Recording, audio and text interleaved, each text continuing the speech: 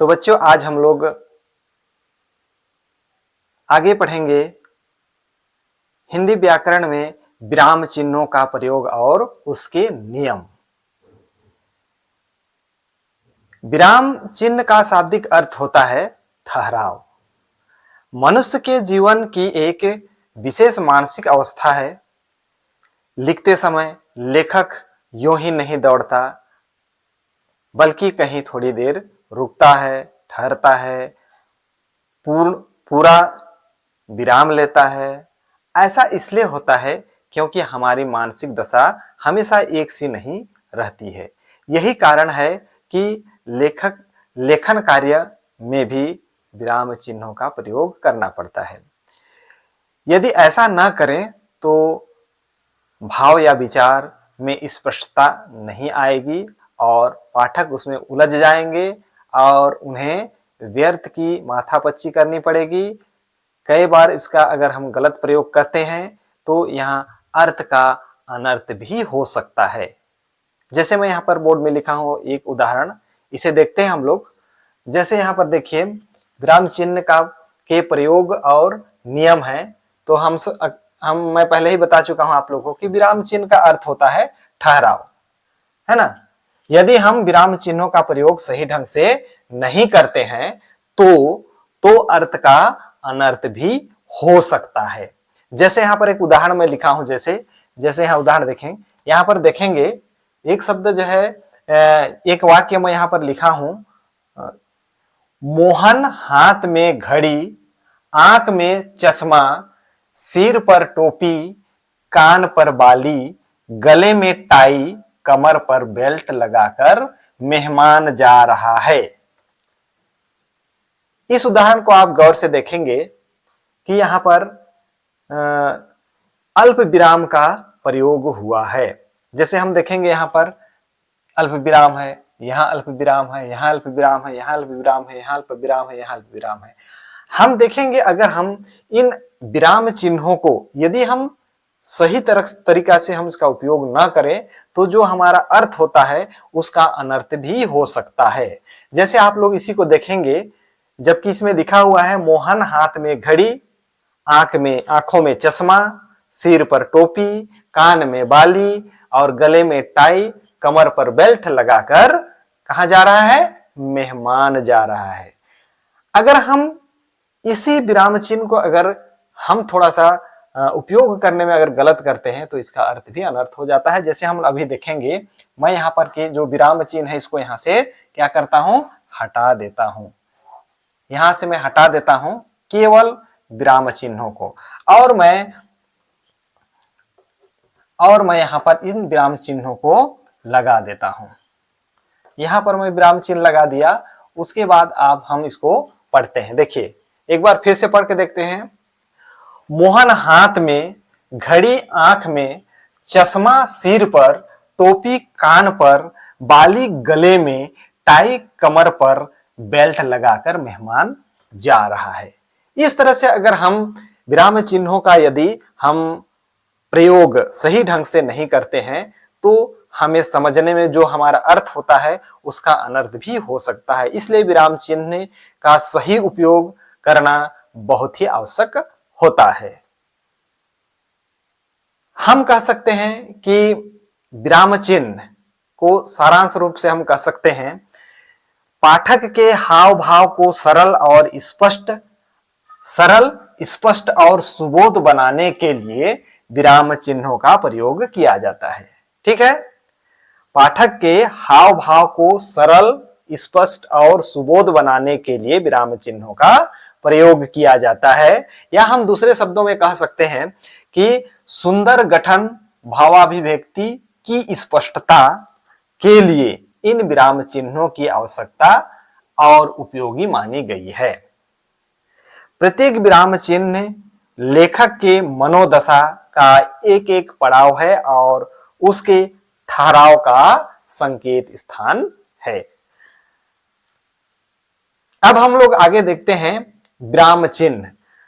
हिंदी में प्रयुक्त विराम चिन्ह। हिंदी में प्रयुक्त होने वाले विराम चिन्ह निम्नलिखित हैं, जो इस प्रकार हैं। हिंदी के शब्दों में हिंदी में अधिकतम जो विराम चिन्हों का उपयोग किया जाता है उन विराम चिन्ह इस प्रकार से हैं। जैसे पहला है, देखिए पहला है पूर्ण विराम। पूर्ण विराम है जिसका संकेत है ऐसा लकीर होता है, ठीक है। दूसरा है अल्प विराम, ऐसा होता है। संयोजक चिन्ह, योजक चिन्ह ऐसा होता है ना। प्रश्नवाचक चिन्ह सब जानते हैं ऐसा है। विस्मयादि बोधक चिन्ह ये, और उसके बाद छठवां है उद्धरण चिन्ह। इन चिन्हों का अधिकाधिक प्रयोग हिंदी भाषा में होती है। तो सबसे पहले हम लोग देखेंगे पूर्ण विराम किसको कहते हैं और उसका प्रयोग किस तरह से किया जाता है। हम लोग देखते हैं पूर्ण विराम। पूर्ण विराम का प्रयोग हम किस तरह से करते हैं। पूर्ण विराम का अर्थ है पूरी तरह से रुकना। पूर्ण विराम का अर्थ है पूरी तरह से रुकना या ठहरना। जहां वाक्य की गति अंतिम रूप ले ले और विचार के तार एकदम टूट जाए, वहां पूर्ण विराम का प्रयोग होता है। जैसे वह लड़का है, यह हाथी है, मैं आदमी हूं, वह जा रहा है, इत्यादि। जैसे यहां पर देखेंगे हम लोग कि पूर्ण विराम का अर्थ है पूरी तरह से रुकना, पूरी तरह से रुकना या ठहरना। जहां वाक्य की गति अंतिम रूप ले ले और विचार की तार एकदम टूट जाए, वहां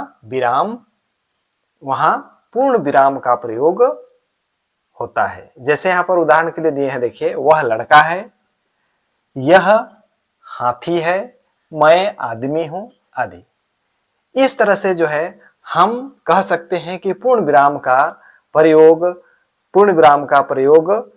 आगे देखेंगे हम लोग। दूसरा है अल्प विराम। अल्प विराम का संकेत है ये, है ना।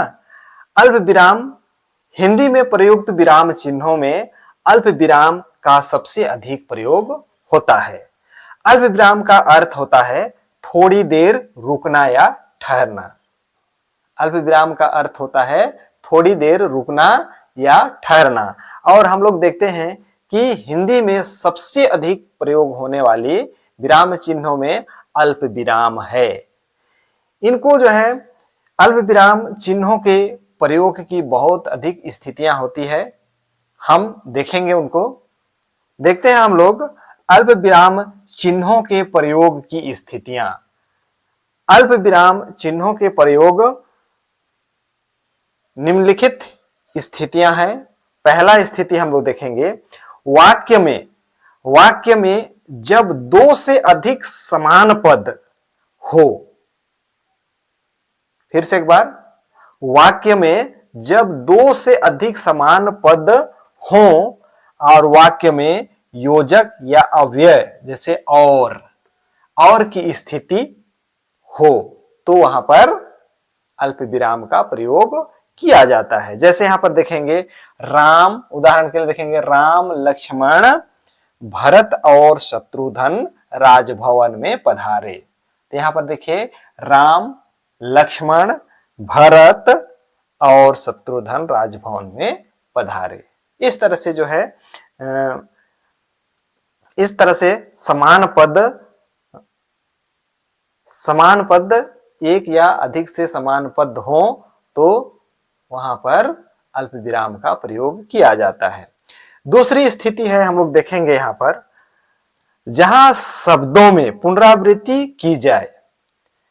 जहां शब्दों में पुनरावृत्ति की जाए और भावातिरेक में उन पर विशेष बल दिया जाए, वहां पूर्ण विराम का प्रयोग किया जाता है। जैसे हम लोग देखेंगे उदाहरण के लिए, सुनो सुनो वह गा रही है, सुनो सुनो वह गा रही है। तो यहां पर अल्प विराम का प्रयोग किया जाता है। उसी तरह से हम कह सकते हैं नहीं नहीं ऐसा कभी नहीं हो सकता। इस तरह से जो है शब्दों में अल्प विराम का प्रयोग किया जाता है। तीसरा स्थिति है, यदि वाक्य में कोई अंतर्वृत्ति पदांश का या वाक्य खंड आ जाए तो अल्प विराम का प्रयोग किया जाता है। जैसे क्रोध, चाहे जैसे भी हो मनुष्य को दुर्बल बनाता है।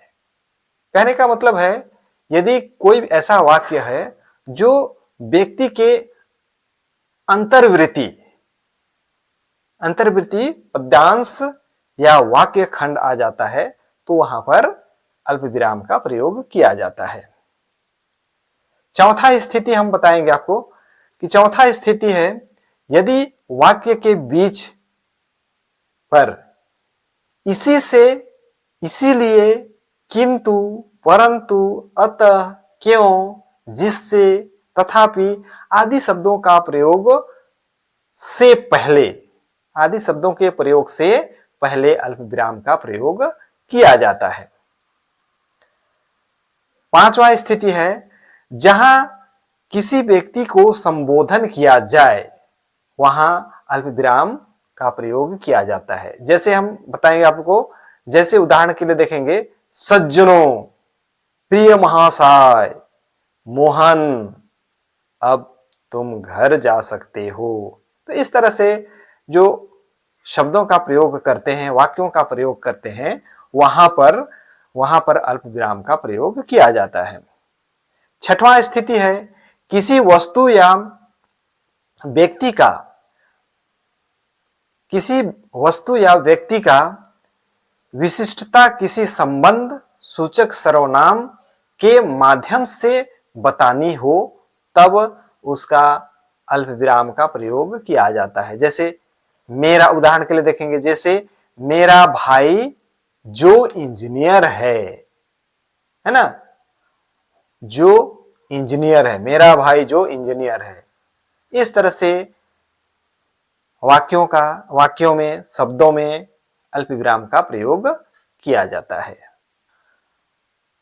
सातवां स्थितियां हैं, जिस वाक्य में वह, यह, तब, तो, या, अथवा इत्यादि लुप्त हो वहां पर अल्प विराम का प्रयोग किया जाता है। जैसे मैं जो कहता हूं, कान लगाकर सुनो, यहां पर जो है वह लुप्त हो गया है। उसी प्रकार से जब करना ही है